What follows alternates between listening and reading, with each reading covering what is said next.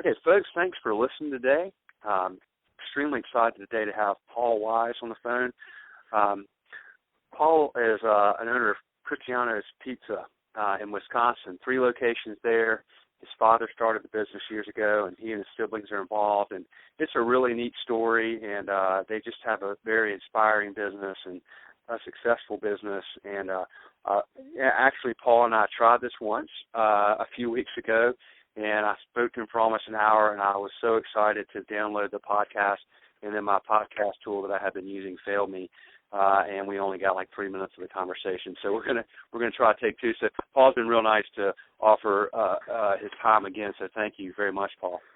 Anytime. So tell a little bit about the background, the story, the quick story about Christianos. Your dad was not in the restaurant business, but he started Christianos back in was it 96? Yep. If I remember correctly. Yep. Yeah, he started in 96. He had prior experience growing up in Milwaukee, working with some Italian families that ran restaurants down there. So he got to the point in his life, I think, where he wanted to live out his passion, and that was always making pizzas. So he thought, let's start a restaurant. So yeah, he started in 96. I think I was like 10 or 11 years old at the time. So it was a big life change for us. My dad was doing construction type work, so he'd leave early in the morning and come home at 4 or 5 at night, and we'd all have dinner together and do that. And obviously, when the restaurants opened in 96, our lives changed, drastically to the hours of restaurant people. So, but it's been fun so far. Now you really, so you were 11, so more or less you effectively, grew up around the business and probably saw a lot of things along the way. What did you, being a part of it from an early age, what were some of the things that you liked about the business, things that you saw, that your dad loved, that, maybe translated over to you, and then what were some things about it that maybe you were, you thought, man, that's that makes this business hard? And, what did you really kind of learn over those years? I think what I loved about it was the interacting with people constantly. Always exciting, always new, always changing. That is what excited me. Just seeing the different dynamics of not only your employees but your customers, and being so involved in so many other people's lives. And that was a big change for our family. Obviously, and what I think most of America goes through is, they don't get to probably be in as many relationships as we're obviously given the opportunity to be in because of the restaurant business. So that to me was, the exciting thing, especially when you give people good food. They seem to enjoy themselves, and it's usually a pleasant interaction. But even when things don't go as planned, you have an opportunity to get to know people, even on a closer level, on how you handle that. So that's what kind of intrigued me about the restaurant business. I think what I didn't like is obviously probably the amount of attention that it takes, and the hours, the things that we're talking about. It does get hard when you're working, when everyone else has off on the big holidays, and those are restaurant hours. Those are busy times for a restaurant. So I think that is obviously the hard part about it. But I think it's all relative. I think every career probably has their ups and downs in that way. For me, I'd rather be working on a Saturday night, hanging out with our employees and our customers than sitting at home watching TV. But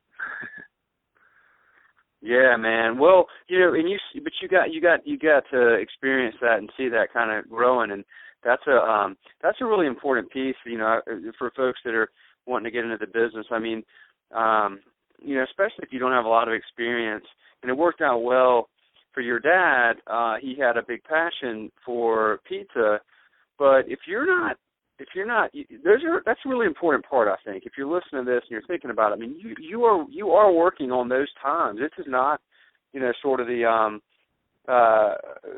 corporate American job where you're off on, you get a few weeks a year, and those are typically going to be, you're going to take off on holidays and things like that. I mean, those are some of your busiest times, so you really need to be prepared to be busy and be working really hard during some of those days that a lot of people take as their holidays. Yeah, and I think, for me, I always tell people, I always say, like, man, you work a lot. You're always here, And, for me, because we did start it when I was so young, it's become a way of life for me, So yeah. I caution people the same way. If it's friends that are thinking about, joining us, or I always caution them and make them think about that too. For me, it's easy because it has become what we do, and for some people it is hard. It is totally different, especially when you have families and stuff, and they're at home, at night, and you're working, so that's a whole new dynamic that. I think is important to have, the support from your family, because it does get challenging at times. Now, so you had a lot of years of experience kind of coming into this, yet you still are constantly trying to learn about the business. So, folks, for those of you listening, Paul, he got in touch with us a few months ago, and I think it was it from watching the videos? Is that right? Yeah, your book and your videos. Yeah, so you read the book, you were watching the videos, and we got you connected with Tad Peelan, and folks, Tad was in the book. He's been on the podcast. He was in the video series. A really successful operator out in Gilbert, Arizona. I know you happen to be out there on vacation. You guys met, but you're always trying to learn from other people that have been successful. So here you are. I mean, a lot of people might say, I don't need to read this book about successful restaurant owners. I've been doing this since I was 11. What is it? Why do you continue to try to learn from others? Yeah, well, and that's something I always tell these kids that work for me. What I've realized is that the most successful people in life, usually when they become super successful, they write a book about how they became successful. So I've like to read books. So I try to encourage people. I try to encourage people just to do that simple thing. But I feel like Tad in Arizona, he's dealing with a totally different market, totally different food, totally different way of serving the food, but doing it so well. And I just thought, how can you pass up an opportunity to learn from someone like that?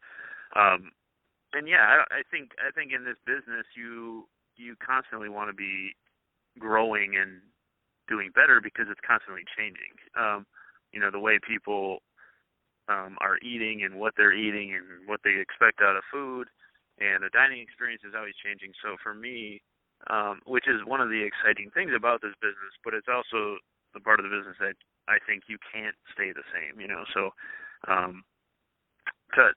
just look at it like, why wouldn't you want to learn from people that are doing it and doing it well?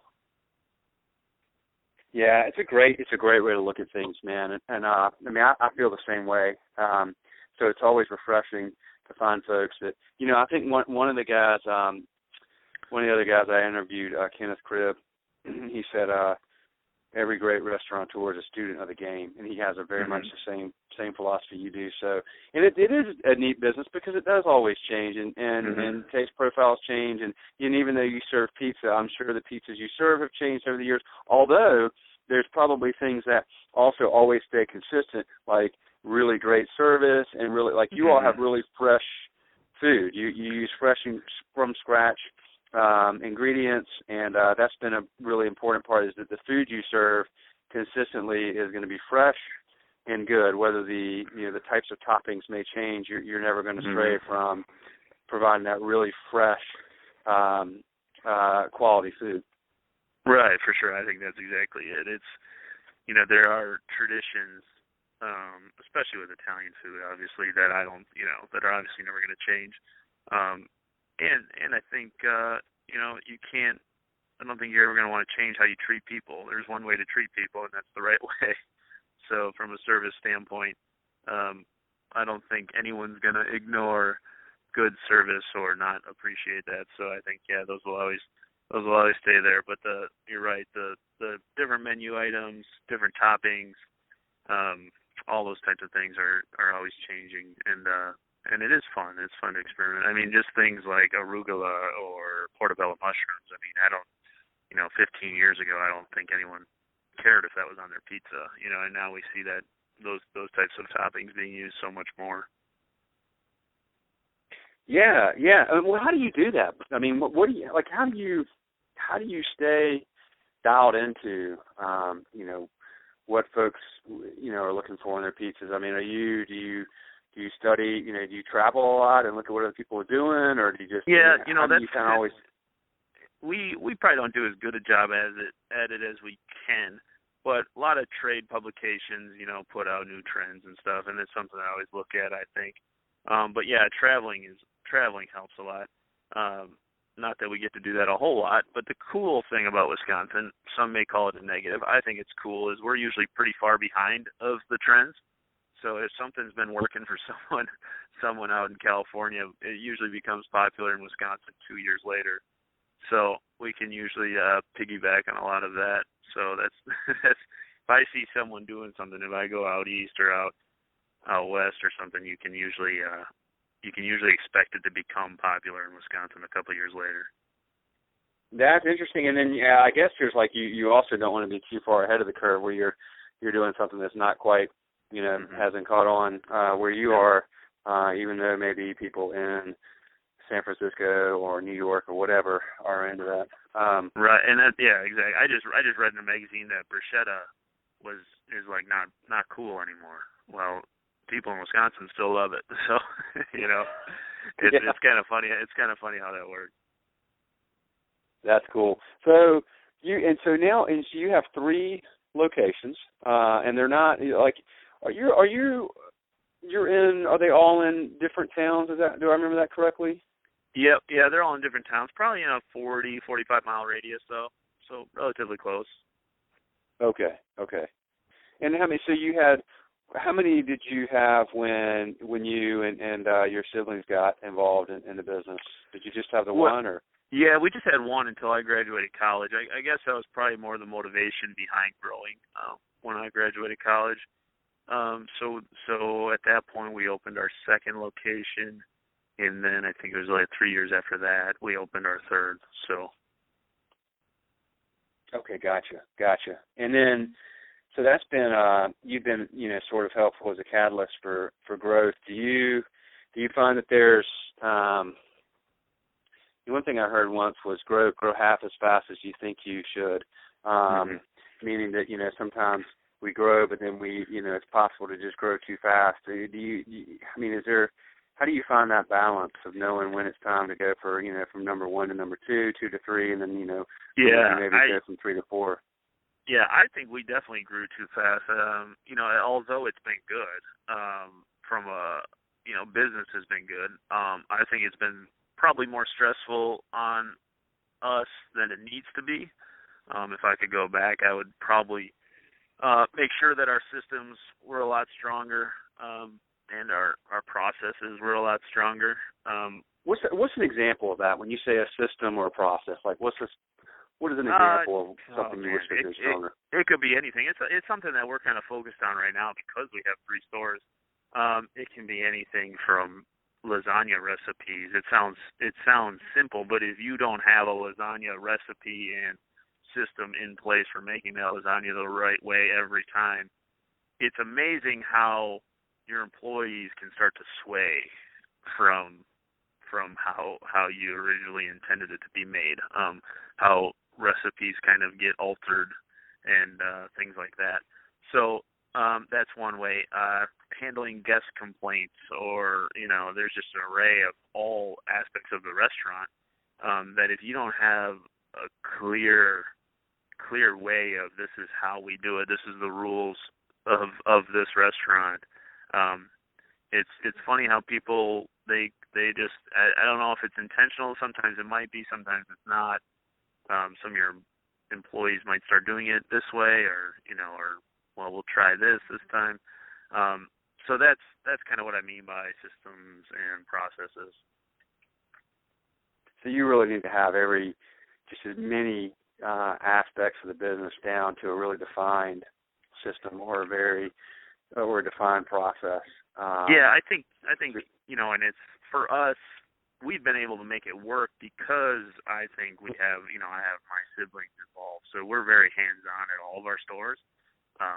But I think for an operator that is, if you own one restaurant, you're looking to expand, and you don't have the family help, the people that you could trust that care as much as you do, I think those systems and processes are crucial, and I think will go a long way. Yeah, is that hard, Paul, to, especially, your family's been involved, so you all have had, it's truly a family business, and you all obviously, since it is your family business, it's kind of like your baby. I mean, is it hard as you grow to let go of things and trust people to do things, the same way you would? Like, I always feel like I would have a hard time if I put myself in, like, I always feel like, okay, I know I'm going to do this right, so I'm going to do it well, and I'm going to do it right, and I'm going to go over and above because, this is my livelihood and my passion and so on. So I feel like I would have a hard time trusting somebody else to do it the way I would, or finding somebody that, I feel like I could replicate myself with. Is it hard to let go of some of that as you grow? Because you kind of, you you have to let go, right, obviously, as you grow. Yeah. Is that hard? I think it's very hard, and I think it depends on the type of person you are. I think most entrepreneurs in America are the type of person that think and know that they can do it better themselves. So that makes it, I think that's why they become entrepreneurs in the first place. Yeah. They see a problem and they say, I can do that better, so that's why they start their gig. So, yeah, I think that's a good balance that I have with my family. Is my dad has a little bit of that, and obviously, where I'm probably a little more willing to let other people do some things. But I still think, it goes back to those systems. I think if you can establish this is how we do it, this is how I know works the best, and then you give that to your people, and then you're managing that system, and you're not managing those people. And I think that's where a lot of people get in trouble is you can have conversations with people, and you assume that it's common sense to you, but it might not be common sense to that person because we all have different life experiences. And and that's why I'm just real big on getting those systems established so that everyone can agree this is how we do it, and it's not left up to your manager's perspective on things. And obviously, it's not that you don't want their opinion or their perspective, because I think that's always good and that can help.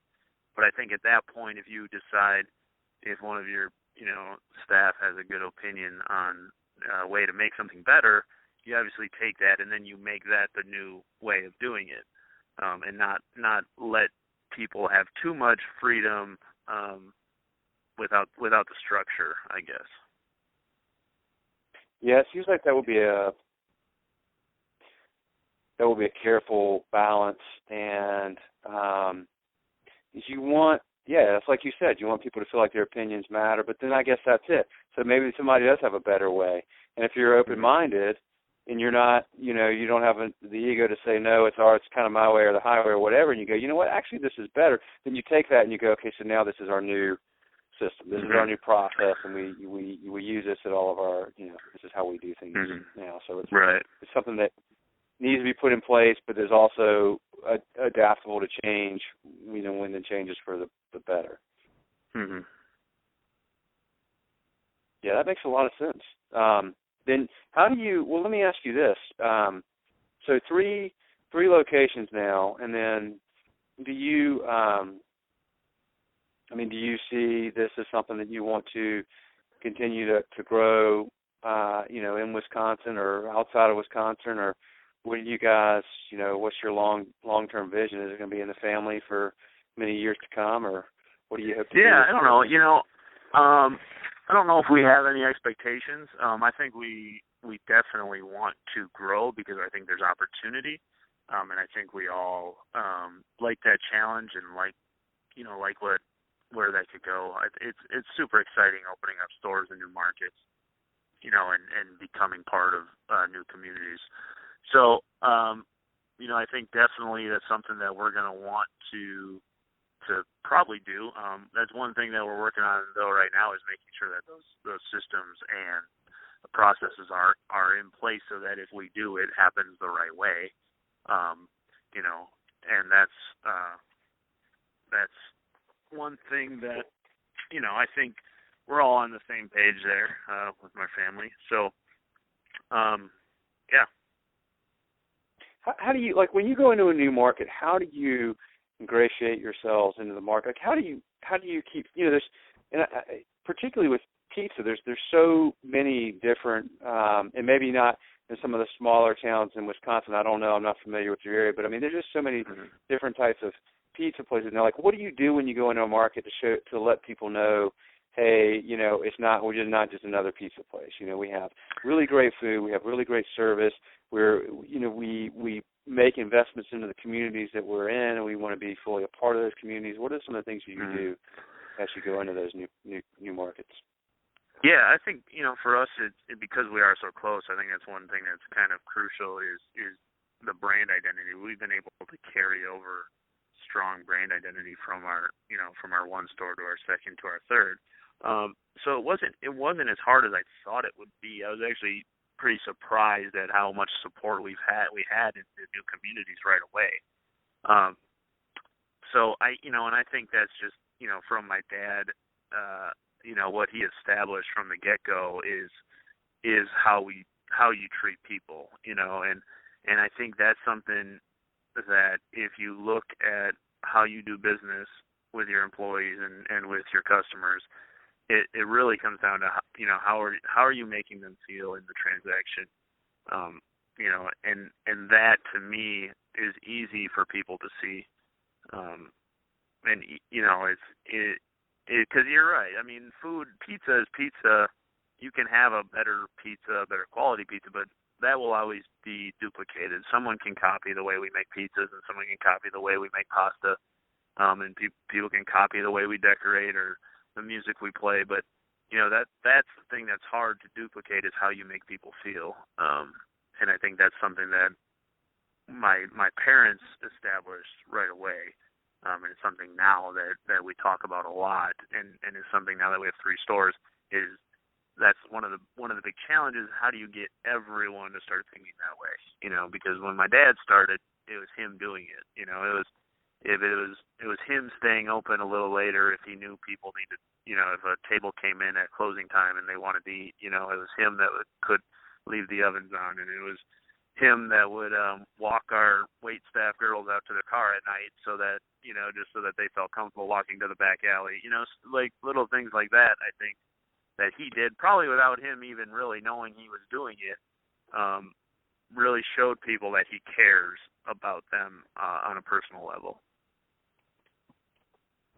Yeah, and he did, and it was his, and that's always a trick to me. I always find it fascinating. It's like, how do you find? So he did, and then you all do because it's your family's business, and you were raised by him. You saw his example, and then but then the trick always seems to be to me like, okay, so now we're going into this, like, how do I find people that have that same mentality that while this isn't, their baby, so to speak, that will treat it that way, that will treat it like it's their own, that will have those same instincts. That must be, it seems like that would be a hard thing in your business to find those kinds of people and to keep those kinds of people.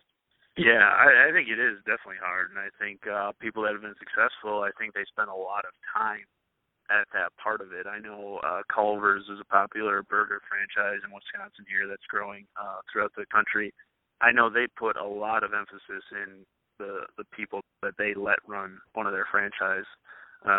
Chick-fil-A is another example of relationships I have with them. Is they don't just let anyone run a Chick-fil-A. So I think I think it is crucial. I think you have to find people that have a natural heart for serving other people and a natural heart for wanting to make people feel a certain way, because there's so many things that happen throughout the course of a day in the restaurant business. And if you're not, if you don't have that right mindset, then every situation is going to be different. So it really comes down to, who's the leader in your restaurant, and how are they going to handle those situations the right way. And it's probably, I think a lot of people would agree that is the challenge with growing. And I think, like I said, the people that are successful, they find good ways to filter that and train and educate, so that they're always teaching that philosophy. Have you gotten, do you do you have a really in-depth process or clear process for hiring people? I'm sure you've probably refined it over the years, but is that something you really put a lot of thought and energy into?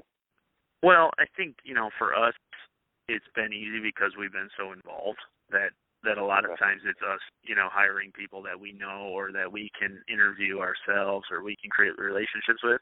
But I think going forward, it is definitely a concern and something that we need to find a way, like I said, to hire the right people. It's in our communities, you know a lot of people, and it's been easy that way for us, especially because we have so many siblings in my family. Usually it's friends or people like that. But that it's definitely a concern going forward. It's something that we need to figure out how the best way to do that. What really gets you the most excited about the restaurant business? I think for me is probably, for me personally, is the growth part of it. Like I said, the thought of going into new markets and just seeing what I know, that the type of relationships that we could create in every town, and I see the interactions that our employees have and with our customers. I see that happening in our stores. So for me personally, it excites me to think about that happening in other communities. And that's just me. Our family, we're pretty, I think, diverse in what excites all of us. I think for my dad, I think he really does genuinely love food, and he has a passion for making good food. So he's probably more of the food guy.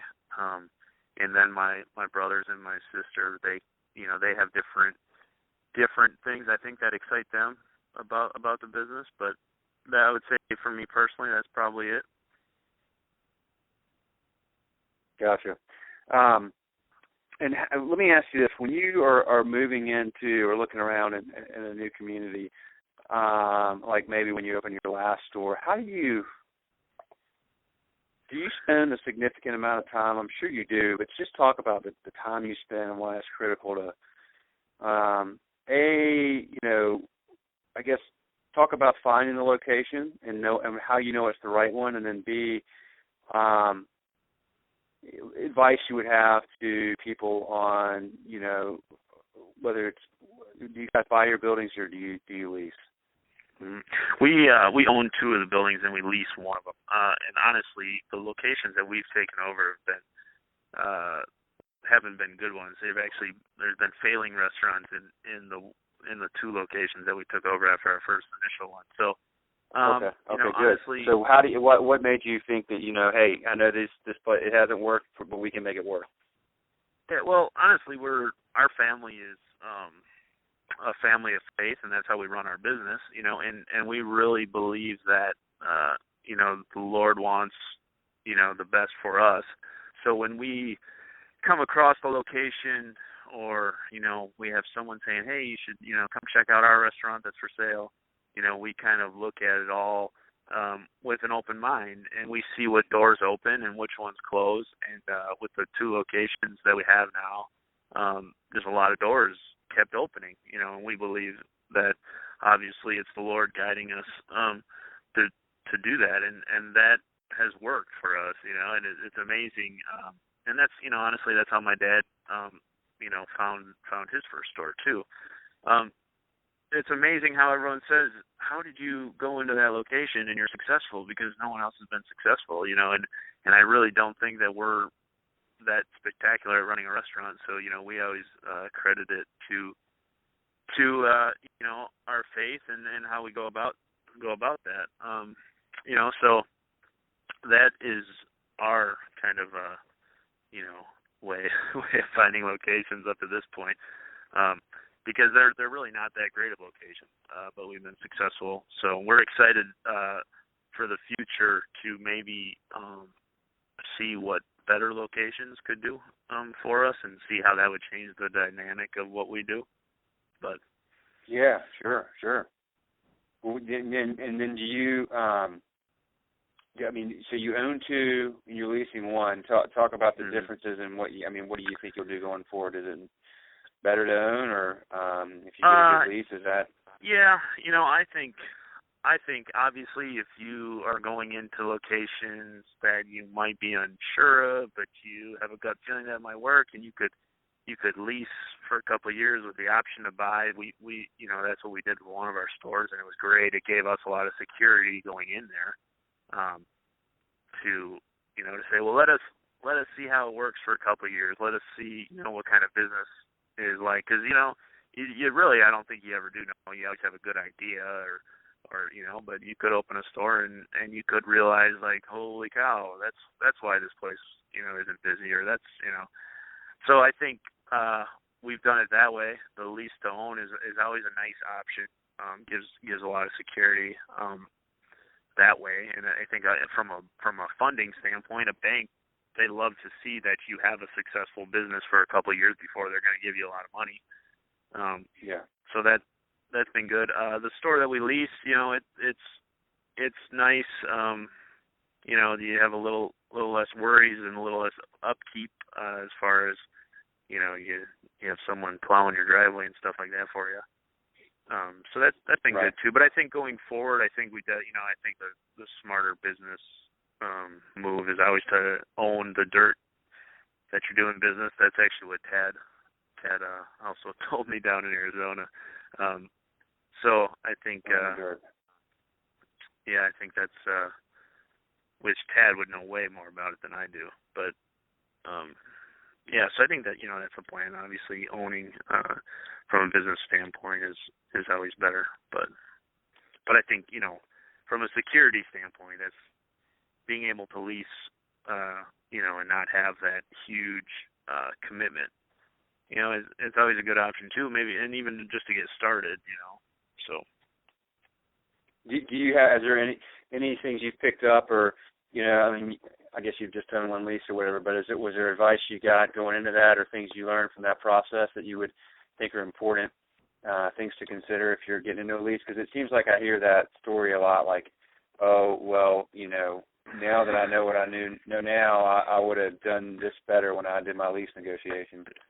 Yeah, and I think that's the big thing is I think lease negotiations, they're negotiable, and I think a lot of people, that's one thing my dad I've learned from my dad is everything's negotiable, and not just to look at the lease on the wall and say, okay, that's what I'm going to pay and that's what I'm going to do, to really try and make it what's good for your business going into it, because the last thing anyone wants is for you to get into something that's not good and not be able to make it work. So, we've seen I think just making that, the first step is not going into it with the mindset of like, well, let's see how both sides can work together. But yeah, we've definitely in our one location, signage has been an issue. Something that you kind of overlook in the whole process.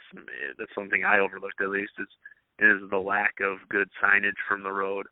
And that's kind of been a struggle. Who pays for what in the lease agreement?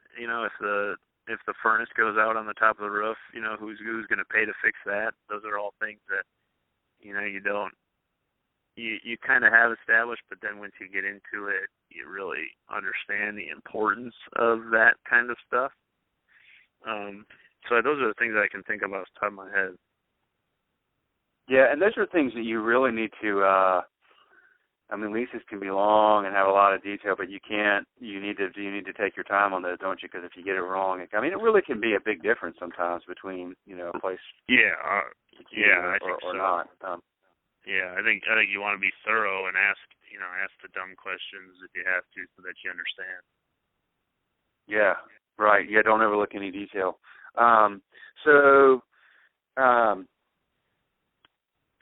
Let's see here. I was trying to think. There's something else I wanted to ask. Oh, well, Paul, so you guys are, it's been almost 20 years then for the first location, right? Is that right? 96? 96, yeah. Yep.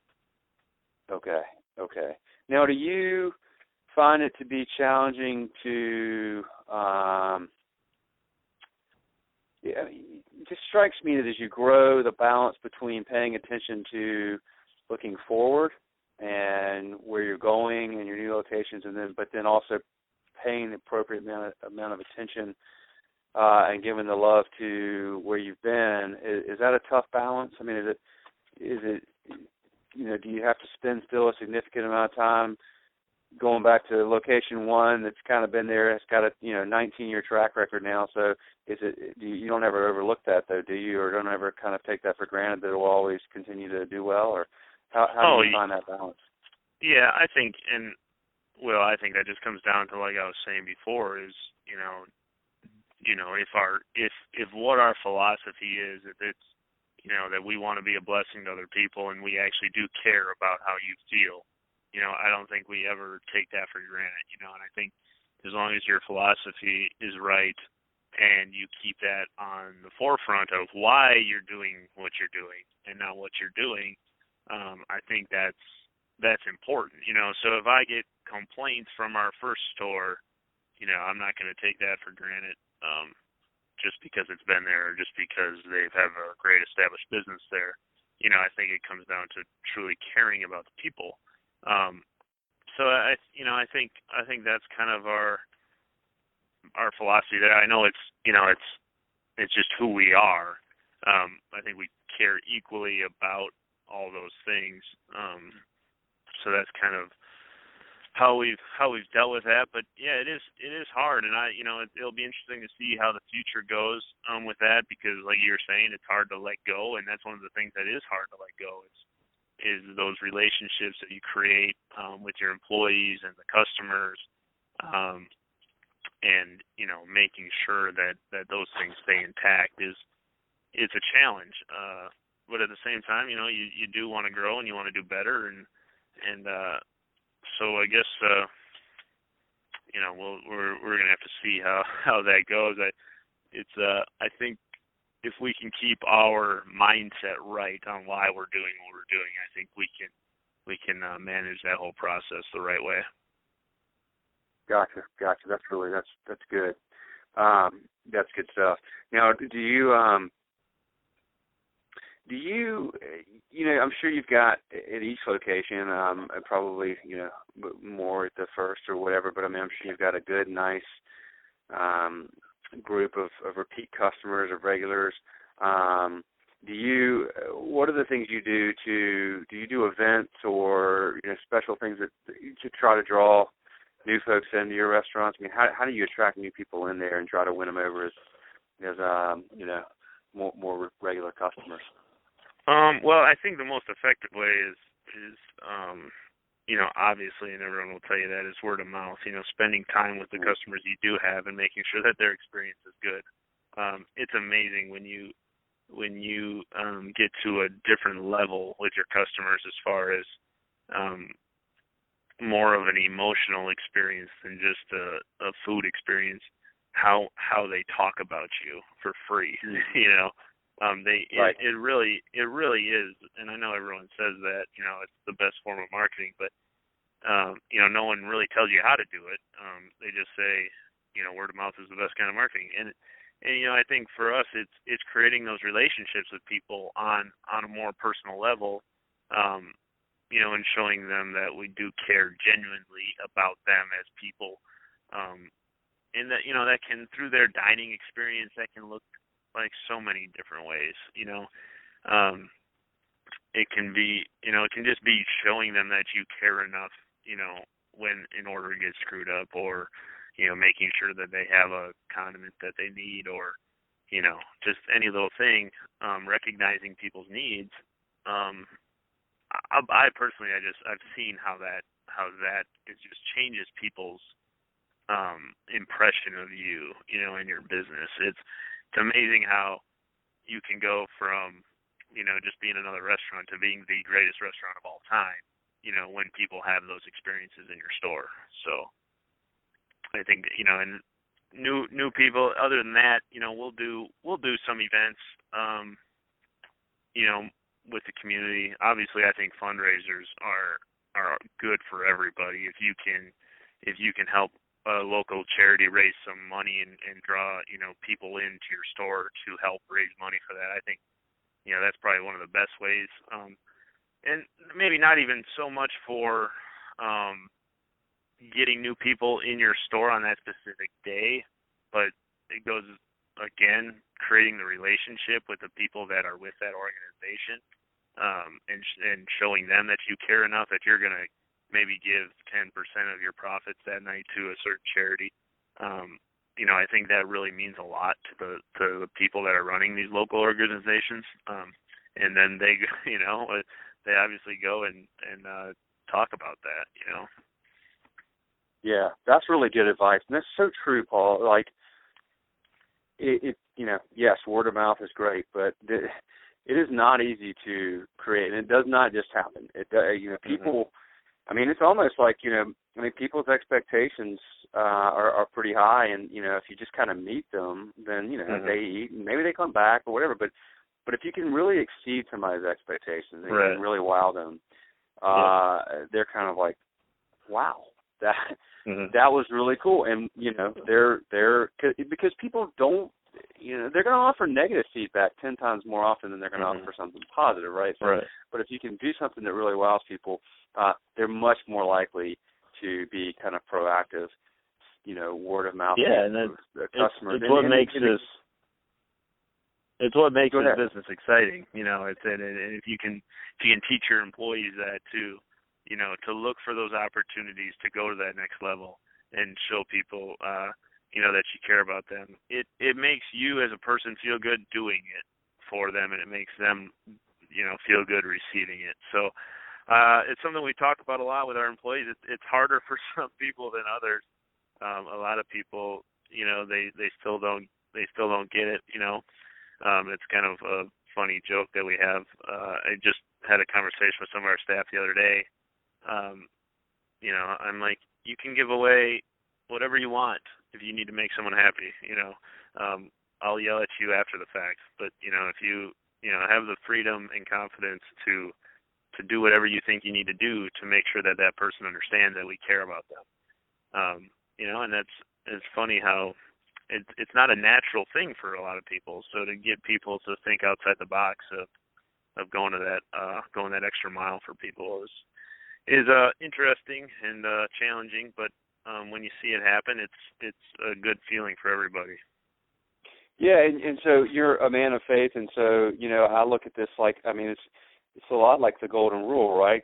Treat people like you want to be treated. I mean, it's really, I mean, when you kind of envision that, like you kind of think, okay, how if I were the person, if I were the customer right now, what would I want in this situation? How would I expect to be treated? I mean, and when you kind of start thinking of it that way, think about like not like I'm talking to the customer. What if I were talking to me right now? What would I expect to hear? Right. Then it's that's kind of how we should handle those things, I guess. Yeah. And I think it's hard for people because I don't even think they know how they'd want to be treated half the time. And it's funny, treat other people how you'd want to be treated, and that's exactly right. It's really a simple but profound business philosophy that works every time. And I think it's reminding people, that, would you really want to be treated like that, or would this be a way that you want to be treated, So it is. It's a simple concept that is very overlooked, especially in today's society. But you said it, and I think what you just said, it speaks volumes because you would do this naturally, and maybe I would too. I always feel like I'd have a really hard time managing people in a restaurant. Not managed. We don't have. There's only 5 of us at Schedule Fly. Nobody manages anybody. We all kind of do our own thing. But partially because I think none of us really enjoyed managing in previous businesses. I have a challenge with, but you said this. It's like things may come as common sense to you, but not to others. They have different life experiences. So you can't just say what I said, which is treat other people. You have to actually show them, right? And that kind of goes back to your point, the system and the process. Like, here's how we do that. Here's how we handle that. So it's through setting an example yourself, through your manager setting an example, and then having systems in place or processes in place. And you went through all this in training and education. So there you go. It's really, you have to know how you would do it, but then be able to articulate that and train that. That's the missing link between knowing that you would do it and then expecting somebody else to do it, but maybe they don't know that naturally or whatever, and you have to show them how. Otherwise, they'll be frustrated, you'll be frustrated, and the customer doesn't get that. Right. And that's honestly, that's the biggest challenge, is figuring out ways to do that, And, I know we talked about Chick-fil-A earlier a little bit. And everyone, I think they kind of catch flack for saying, anytime someone says thank you to them, they say my pleasure, But I think the reason they do that is because that's one of the systems that they've put in place to constantly remind their staff of what their attitude should be, And a lot of people, I think, take it like, okay, that's not genuine, so stop saying my pleasure. I know you have to say it just because you have to say it. But I think what works for Chick-fil-A is that it's a reminder to their staff that it is a pleasure for them to be serving other people, and I think that's why it works for them. Well, look, yeah, I would agree. Chick-fil-A, to me, if I were going to go study a service model, I would go learn as much as I can about what they do, because they do it right consistently all the time. And it does feel I think, somehow it does feel as authentic and genuine as it could be. So, but that's a good, it's a good example. What is there anything else that you would commonly talk to, maybe something I haven't asked you about, but something that you would commonly talk to people about that may come to you for advice that are getting into the business? Not really. I think you've covered a lot of it. I think a lot of it is your attitude and your philosophy, getting into it. It's hard work, and everything, I think a lot of people experience that in life, but it can be enjoyable if you have the right mindset about it. Last question I want to ask you, and I'll let you go there, is you said you read a lot, so I'm just curious, not to put you on the spot, but just are there any books that are top of mind you would recommend, or you typically do recommend to people that are either, beginning into the restaurant business or entrepreneurs? And I should clarify, I'm 100% honestly not trying to get you to plug our book right now. So we already mentioned that. Seriously, there are other books that you would typically recommend? Yeah, well, your book is great. Obviously, you know that because I read it and talked to all the people that are featured in your book. I tried to and look at what they're doing. But Setting the Table by Danny Meyer is an awesome book, and I know that's one of those, not only for the restaurant business but for business in general. That goes along with the same philosophy that we're talking about. That book is just those are the principles that if you can if you can get that, I think you're going somewhere. Trying to think of other, talking about Chick-fil-A too. Truett Cathy has wrote a lot of books. They're small, easy to read books. Those have been awesome to read. I don't even know the names of them, but any book that he's wrote has been really good. Trying to think what else. Start with Why. Simon Sinek. Start with Why. Yep, that goes along with that same philosophy of why do you do what you do? Okay. Everyone knows what they do, but it's why, and he gives a lot of examples of the companies that really understand their why and how it's clear that they're running a superior business to the companies that don't understand their why. So I would say those three books, or those three authors have been good. But yeah, dude, your book is on target.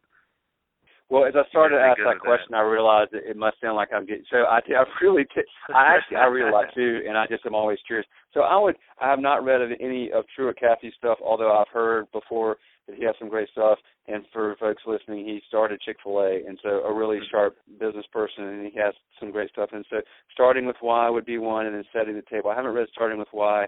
I want to check it out. Setting the Table's just great. It's like sort of the standard bearer book. Like if you're going to get in the restaurant business, just read that book.